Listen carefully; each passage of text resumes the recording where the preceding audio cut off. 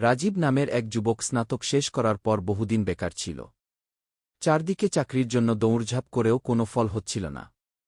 পরিবার, আত্মীয়, স্বজন এমনকি বন্ধুরাও তাকে নিয়ে নানা কথা বলতে শুরু করল। মাঝে মাঝে হতাশ হয়ে রাজীব নিজেকেই অকেজো মনে করত। একদিন সন্ধ্যায় বসে সে ভাবল, আমি যদি নিজের জন্য কিছু না করি, তবে আর কেউ করবে না কি? ছোটবেলা থেকে রাজীব রান্না করতে খুব পছন্দ করত। সেই আগ্রহকেই কাজে লাগানোর সিদ্ধান্ত নিল সে। মাত্র ৫,০০০ টাকা নিয়ে রাজীব রাস্তার ধারে একটি ছোট্ট ফুড কার্ট শুরু করল। প্রথমে অনেকেই তাকে তাচ্ছিল্য করল, বেকার হয়ে সে ভেলপুরি বিক্রি করছে, কিন্তু রাজীব হার মানল না। প্রতিদিন নতুন নতুন আইডিয়া দিয়ে খাবার বানাতে লাগল, আর গ্রাহকদের হাসিমুখে আপ্যায়ন করল। ধীরে ধীরে মানুষের ভিড় বাড়তে লাগল।